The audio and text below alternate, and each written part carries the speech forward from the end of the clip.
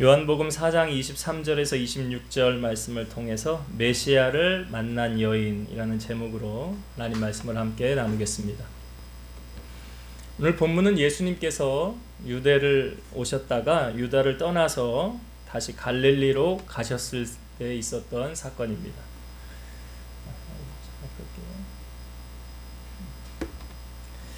자, 예수님께서 유다를 이제 떠나서 그 갈릴리 윗지방으로 가실 때는 그 과정이 사마리아를 통과해야 됐습니다. 그래서 오늘 본문에 보면 예수님과 한 여인이 이야기를 나누고 있는데 그 동네가 수가라는 동네예요. 사마리아에 있는 도시입니다. 예수님께서 우물 곁에 앉아 계셨고요. 시간은 여기 성경의 시간으로는 6시, 우리나라 시간으로 하면 오후 12시입니다. 정오예요. 근데 아주 뜨거운 그 정오에 한 여인이 물을 기르러 우물 옆으로 옵니다. 예수님은 우물을 기대어 거기 앉아 계셨어요. 제자들은 그 동네에 먹을 것을 사러 들어가 있었고 예수님 혼자 그 우물 옆에 앉아 계셨습니다. 예수님께서 이 여인에게 말을 거십니다. 나에게 물을 좀 달라. 이 여인이 딱 보니까 유대인이거든요. 여인이 하는 말이 당신은 유대인으로서 어찌하여 사마리아 여자인 나에게 물을 달라고 하십니까? 왜 이 여인이 이런 말을 했냐면 당시 유대인들은 사마리아인을 상종조차 하지 않았어요. 이 사마리아인이 이렇게 된 배경은 북왕국 이스라엘의 수도가 사마리아였는데 그 나라가 멸망을 하고 난 뒤에 아수르에 의해 멸망을 당하잖아요. 근데 그 아수르가 이 나라로 들어와서 여기 있는 사람들을 포로로 자기 나라로 잡아가고 거기서 그친 것이 아니라 자기 민족을 유다로 데리고 와서 이 사마리아로 데리고 와서 살게 합니다. 그러니까 당연히 어떤 정책이 일어나니까 혼혈 정책이 일어나는 거예요.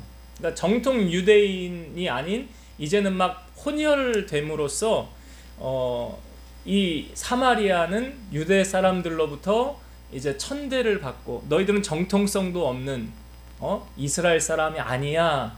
이런 인식으로 찍히면서부터 사마리아 사람들을 천대하기 시작하는 거예요. 그러니까 여기 성경에도 보면 유대인이 사마리아인과 상종하지 않았더라. 그런데 예수님은 유대인인데 유대인인 예수님이 사마리아 여인에게 지금 말을 걸고 있다는 거죠. 사실은 말조차 하지 않고 관심조차 갖지 않고 아예 내가 오늘 사마리아에서 아예 못 볼 것 같네, 아예 재수가 없네, 이렇게 지나쳐야 되는 것이 정상임에도 불구하고 예수님이 먼저 이 여인에게 물을 달라고 하십니다. 이걸 통하여 우리는 예수님이 어떤 모습을 보게 됩니까? 예수님은 사람을 차별하지 않으시더라. 예수님은 사람을 차별하지 않으시더라. 우리는 많은 사람과 대인관계를 맺고 살아가는데 자, 그 사람을 우리가 바라볼 때 여러분 사람을 어떤 모습을 바라보십니까? 그리고 무엇으로 그 사람을 평가합니까? 성경에서 말하고 있는 이 성전 안에서 일어나는 일들이 어떤 일이 일어나고 있느냐, 교회 안에서 이런 일이 일어난다는 거예요. 이 성경에 있는 이야기를 제가 말씀드릴게요. 어떤 사람이 금가락지를 끼고 아름다운 옷을 입고 성전에 들어올 때 딱 눈여겨보고 있다가 이 사람에게 가서 당신 여기 좋은 자리에 앉으세요. 여기 아주 좋은 자리입니다. 여기 시원하고요. 여기 설교 듣기도 좋고 아주 좋은 VIP석입니다. 그리고 자리를 그렇게 안내하고, 그런데 아주 남루한 옷을 입은 가난한 사람이 들어오게 되면 그 사람을 향하여는 이렇게 말한대요. 너는 거기 서 있든지 내 발등상 아래 앉으라. 야고보서 2장 4절 너희끼리 서로 차별하며 악한 생각으로 판단하는 자가 되는 것이 아니냐. 이게 뭐예요? 내 마음에서 보이는 것으로 그 사람을 판단하고 평가하더라는 거예요. 여러분, 교회에 세상의 법이 들어와서 작동되어지면 그 교회는 이미 타락하고 있다는 사실이에요. 교회가 사람을 차별하면 됩니까? 안 됩니까? 예? 안 되죠. 그럼 교회에서 일꾼을 세울 때도 예를 들어서 뭐 장로를 세우고 권사를 세우고 뭐 안수집사, 뭐 서리집사 이렇게 직분자들을 세울 때 뭘 보고 세웁니까? 네? 권사님 무슨 말씀을 그렇게 하죠? 우리 교회는 안 그럽니다. 네. 네. 그러니까 초대교회도 일꾼을 세울 때 무엇 보고 세웠어요? 성령이 충만한 사람, 칭찬 듣는 사람. 이 원리로 일꾼을 세워야 되는 거예요. 그러니까 가진 재력이나 어떤 사회적인 지위나 권력을 보고 그 사람을 그 교회 일꾼으로 세우는데 잘못된 거예요. 이거는 벌써 교회가 타락되어져 가는 거예요. 교회는 그렇게 가면 안 돼요. 교회는 우리가 말씀을 나누었지만 누가복음 말씀에 어떤 율법 교사가 예수님에게 와서 자기를 잘 보이려고 예수님에게 이런 질문을 하잖아요. 내 이웃이 누굽니까? 이 질문의 의도 가운데는 자기를 의롭게 보이려고, 자기를 드러내려고, 내가 어떤 사람인데 하면서 자기를 높이기 위한 주님께 질문이에요. 내 이웃이 누굽니까? 여러분, 예수님은 여기 유대에 있는 많은 서기관과 바리새인들하고 좀 차별이 달랐어요. 예수님께서 12제자 중에 한 사람인 레위를 부르셨을 때 당시 레위의 직업이 뭐였냐면 세리였어요. 여러분, 우리 세리하면 떠오르는 사람 있지 않습니까? 삭개오, 세리장. 그런데 그 세리장 옆에 누가 있습니까? 아무도 없잖아요. 왜요? 사람들이 다 이 세리를 향하여는 죄인 취급하더라는 거예요. 그런데 예수님이 레위를 부르시고 내가 오늘 너 집에 가야 되겠다 하고 레위가 예수님을 집에 모셔놓고 너무 기분이 좋아서 잔치를 벌이는데 그것을 바라본 서기관과 바리새인들이 뭐라고 말을 하냐면, 아니 어찌 너희 선생은 저 세리와 죄인들과 함께 앉아서 식사를 하느냐? 왜 죄인들과 함께 앉아서 밥을 먹느냐? 여러분, 세상에서 가장 맛있는 음식, 세상에서 가장 맛있는 커피가 어떤 음식인지 아십니까? 내가 사랑하는 사람하고 같이 먹는 거예요. 근데 간혹이요, 좀 부담스러운 자리에 앉아서 식사를 하게 될 경우 이게 입으로 들어가는지 코로 들어가는지, 그리고 집에 와서 속이 탈이 나고, 왜요? 불편하니까. 여러분, 세상의 원리로 지금 이 예수님께서 사마리아 여인을 봤다고 한다면 그냥 묵인해야 되는 거예요. 그냥 봐도 못 본 척 해야 되는 거예요. 말도 섞을 필요가 없는 거예요. 근데 예수님은 그렇게 하지 않으셨다는 거죠. 그리고 예수님께서 이 여인과 이제 대화를 나누는데 주님께서 이 여인에게 이렇게 말합니다. 네가 만일 하나님의 선물과 또 내게 물을 좀 달라 하는 이가 누구인 줄 알았더라면 네가 그에게 구하였을 것이요 그가 생수를 내게 주었으리라. 근데 이 여인이 예수님의 말을 듣고 뭐라고 그러냐면, 주여, 당신은 물 그를 기릇도 없고 이 우물은 깊은데 어디서 당신이 그 생수를 얻겠습니까? 여러분, 예수님과 이 여인의 대화가 지금 어떻게 자연스럽게 연결이 되는 것 같습니까? 아니면 뭔가 조금 이상한 것 같습니까? 대화가 지금 잘 이루어지는 것 같아요? 잘 안 이루어지는 것 같아요? 예수님은 이 여인에게 네가 나에게 물을 달라고 했어야 되는 게 맞아 라고 주님은 말씀하셨는데, 이 여인은 아니 당신은 물그릇도 없는데 어떻게 나에게 물을 준다고 합니까? 그러니까 이 대화가 지금 연결이 잘 안 되잖아요. 그러면 여러분, 예수님께서 이 여인에게 생수를 주신다. 근데 이 여인은 당신은 그릇이 없는데 어떻게 내게 주십니까? 라는 이 말 속에 예수님께서 말씀하신 생수와 이 여인이 말하는 그 물하고는 같은 걸까요? 다른 걸까요? 다른 걸 지금 말씀하고 있기 때문에 대화가 안 되는 거예요.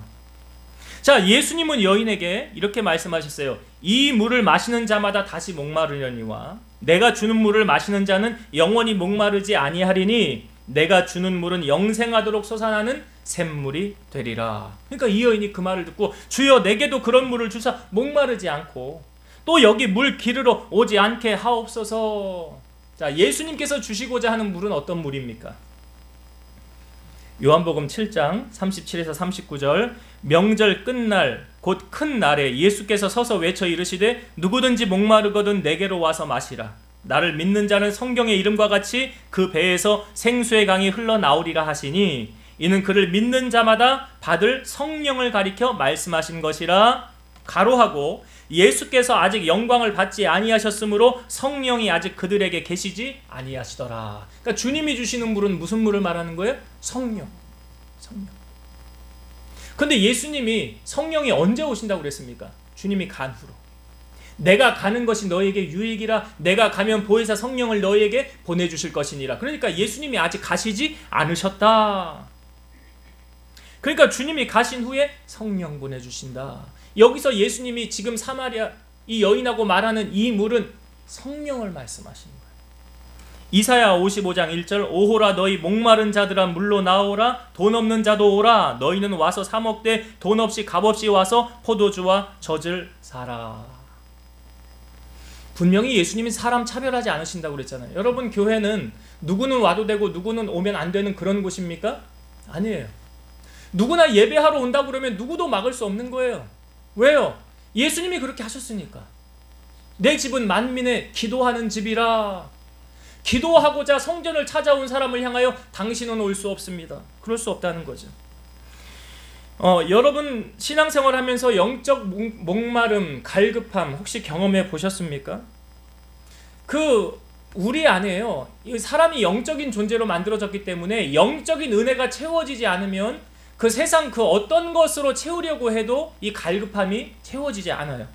아모스 8장 11절 주 여호와의 말씀이니라 보라 나를 이를지라 내가 기근을 땅에 보내리니 양식이 없어 주림이 아니요 물이 없어 가람이 아니요 여호와의 말씀을 듣지 못한 기갈이라. 양식이 없어서 배고픈 게 아니고요, 물을 못 먹어서 갈증이 생기는 게 아니라 하나님의 말씀을 듣지 못한 기갈이라.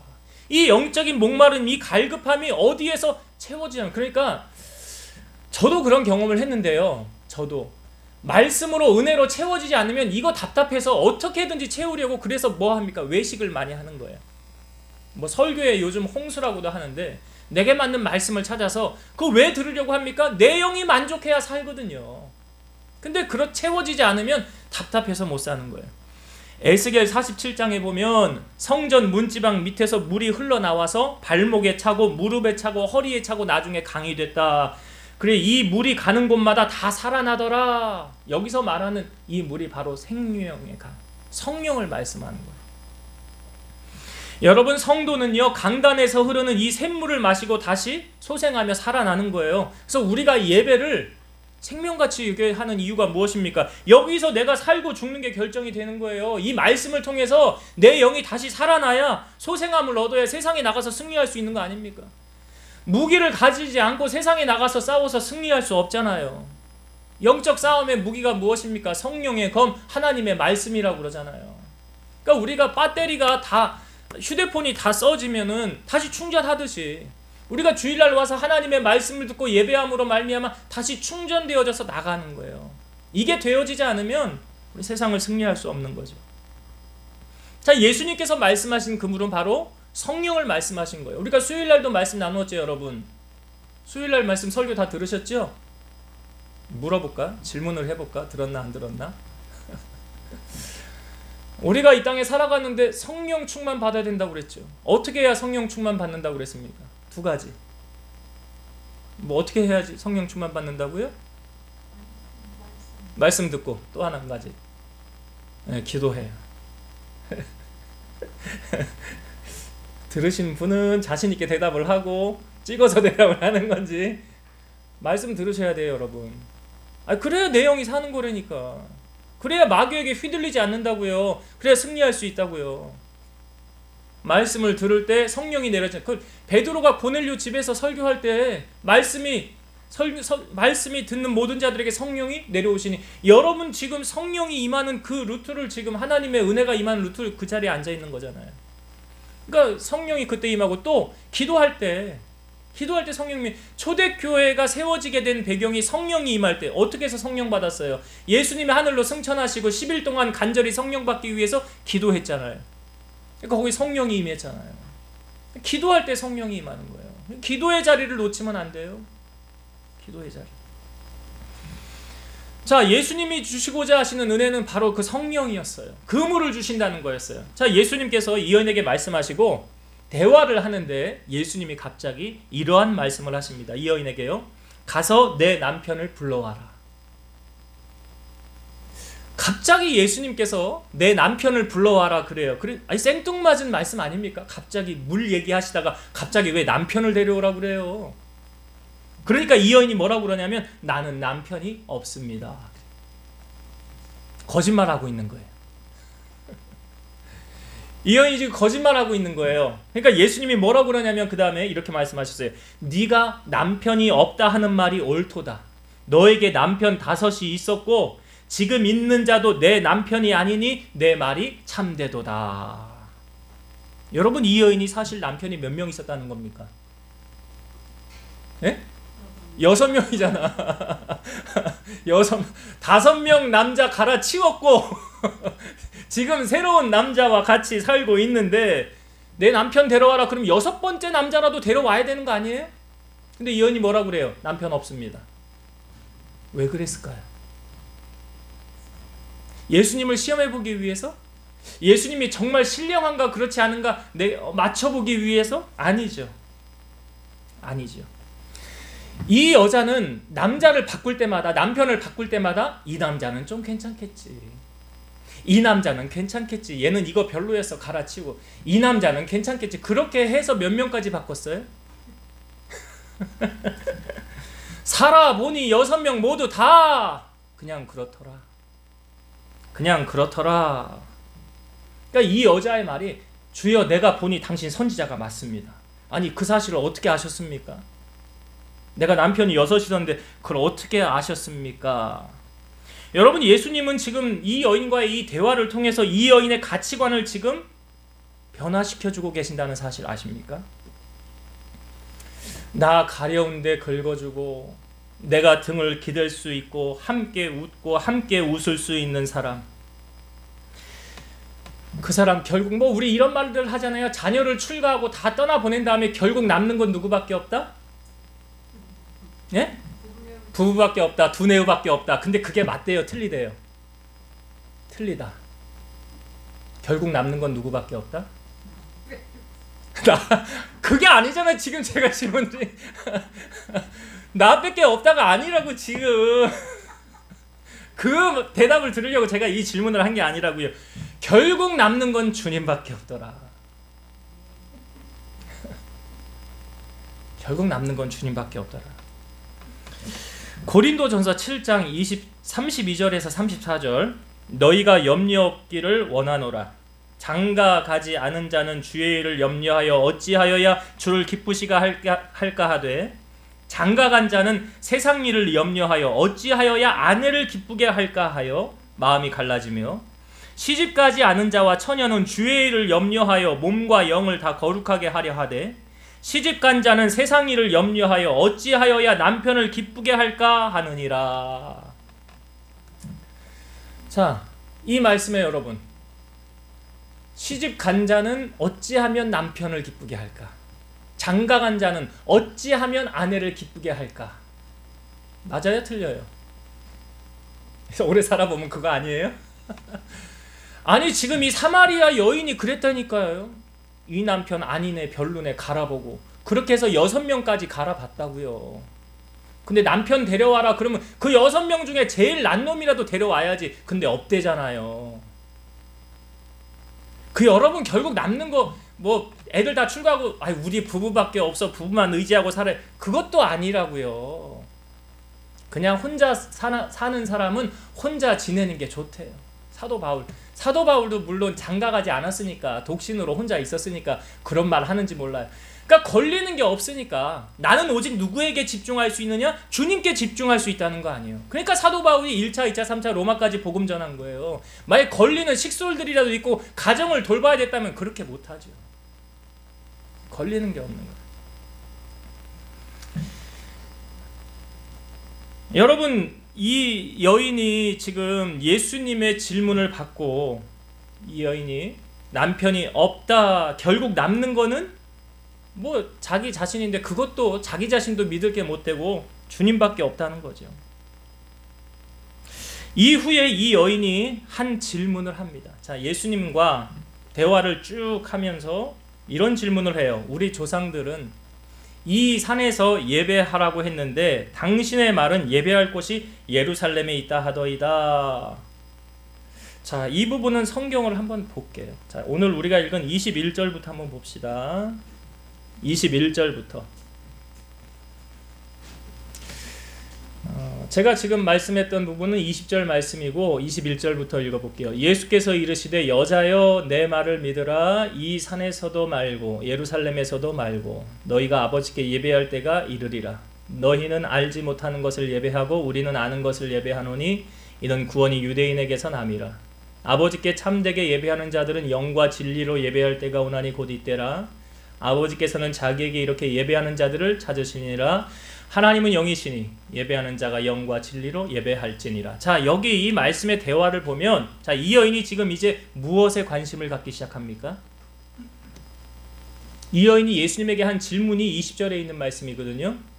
우리 조상들은 이 산에서 예배하였는데 당신들의 말은 예배할 곳이 예루살렘에 있다 하더이다. 자, 무엇을 가지고 주님 앞에 질문하는 거예요?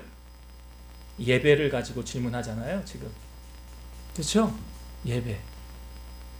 그러니까 육적인 것을 가지고 주님에게 질문을 합니까? 영적인 것으로 질문을 합니까? 영적인 것. 영적인 것이죠. 로마서 8장 5절에서 6절. 육신을 따르는 자는 육신의 일을, 영을 따르는 자는 영의 일을 생각하나니 육신의 생각은 사망이요 영의 생각은 생명과 평안이니라. 우리 교회 밴드의 민 집사님이 계속 성경 구절을 올리는데 오늘 아침에 보니까 이 구절을 올렸더라. 이 구절. 설교 준비를 제가 미리 했던 말씀인데, 그러니까 지금 이 여인이 육신의 일 따르는 자는 육신의 일을 생각한대요. 영을 따르는 자는 영의 일을 생각한대. 지금 예수님을 만나고 포커스가 육신의 것에서 영적인 것으로 바뀌었죠, 완전히. 그러니까 영적인 것에 관심이 있는데 육신의 생각은 사망이고 영의 생각은 생명과 평안이라. 그러니까 지금 이 여인이 영의 일을 생각하고 있잖아요. 로마서 8장 8절. 육신에 있는 자들은 하나님을 기쁘시게 할 수 없느니라.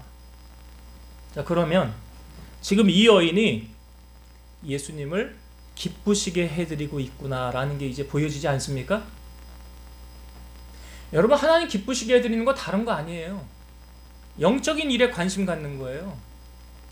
영적인 일에. 영적인 일. 우리는 무엇에 관심이 있습니까? 지금 이 여인 보세요. 예수님과 대화를 하면서 육적인 것은 이제 가려지고 영적인 것으로 옮겨지면서 예배에 관심을 갖기 시작하더라는 거예요. 저는 제 개인적인 생각이지만 우리는 일상에 살면서 모든 것은 마음먹기에 달렸다라고 저는 생각을 해요. 그래서 잠언 4장 23절에도 무릇 모든 지킬 만한 것보다 더욱 내 마음을 지키라 그랬죠. 생명의 근원이 이에서 남이니라. 그러니까 모든 것은 마음먹기에 달렸다라는 거예요. 여러분, 구약시대에 예수님 오기 전 시대에 안식일을 지키지 않으면 어떻게 됐습니까? 죽었어요. 즉시 처형했어요. 안식일을 안 지키면. 그럼 만약에 오늘날로 이 구약의 법을 적용한다고 할 때, 적용한다고 할 때, 그러면 주일에 교회 안 나올 사람이 있을까요, 없을까요? 아, 나는 그냥 죽지 뭐, 교회 안 가고. 나 그냥 죽을래. 이런 사람 얼마나 될까요? 자기 목숨을 내어놓고 교회를 안 간다. 나 교회 안 가면 죽는데. 아, 이게 제가 지금 가설이지만, 지금은 그런 시대가 아니지만, 만약에 그렇게 적용을 하고 난다면 교회 안 올 사람 얼마나 될까요? 죽는다는데? 근데 참 아이러니하게 요즘 코로나로 인해서 이게 완전히 거꾸로 바꿔졌어요. 완전히 거꾸로 됐죠. 지금은 교회 가면 사무실에서 너 잘린다, 너 구상권 청구한다, 너 나와가지고 만약에 교회 가서 코로나만 걸려오면 너 이제 일자리 잘리는 거야, 너 퇴직이야. 그러면 교회 가요, 가지 말아요? 아, 나 밧줄 끊기는데 그러면 교회 가서. 근데요, 뭐, 우리야 뭐 상관이 없지만, 뭐 예전에는 좌석에 뭐 10%, 20%, 지금은 또 19명. 그러니까 예전같이 만약에 예배를 사모하는 사람이 나는 현장에 가서 예배 드리고 싶어 하면은 줄 서야 돼. 인원을 잘려. 뭐 좀 인터넷이 발달된 데는 온라인으로 미리 예약을 해야 돼. 교회 가서 현장 예배 드리려면. 그렇잖아요. 인원으로 제한하면은. 근데 요즘에 19명까지 딱 제한했죠. 근데 현장 예배를 고수한 교회들이 있었어요. 공무원들 나와가지고 뭐라고 하고 법적으로 뭐 했는데, 이거를 지금 법원에서 판결을 내렸는데, 여러분 자세히 알고 싶으시면 유튜브 검색하면 나와요. 예배를 막을 수 없다라고 판결이 나왔어. 현장 예배 막을 수 없다. 이렇게 방역을 철저히 하고 이런데 무슨 교회발 코로나? 그런 말 어디서 만들었는지. 사실 위생관리청인가 본부에서 교회에서 집단적으로 발생한 거 아니다, 그렇게 얘기도 했잖아요. 그러니까 교회 가면 코로나 걸린다? 그건 다 마귀가 하는 말이고, 가짜 뉴스 만들어내는 말이고. 사실 교회 못 가게 하려고 그러는 거 아닙니까? 사탄의 전략 아닙니까? 그러니까 주님이 기뻐하시고 주님이 귀하게 여기시는 것이 뭐냐? 지금 이 여인을 통해 우리에게 보여주잖아요. 예배라는 거죠. 이 예배. 여러분 정말로 이 여인이 지금 이제 육적인 건 내려놓고 영적인 것에 관심을 갖기 시작하면서, 이 여인이 예배를 사모한다는 것은 결국 누구를 만나기 원했다는 거예요? 메시아를 만나기 원했다는 거죠. 우리가 예배 가운데, 현장 가운데 누구 만나러 오는 거예요? 권사님? 집사님? 목사님? 사모님 만나러 교회 오는 거? 아니잖아요. 주님 만나러 오는 거 아니에요?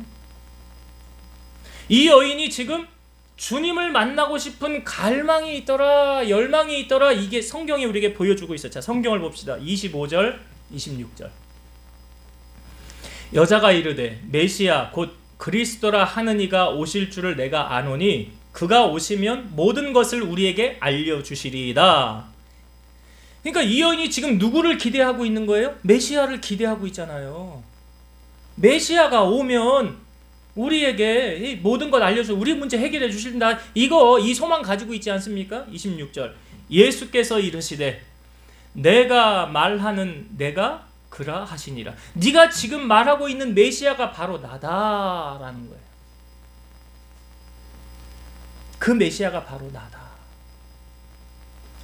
여러분, 이 여인이요, 예수님 만나기를 지금 소망하고 있지 않았습니까?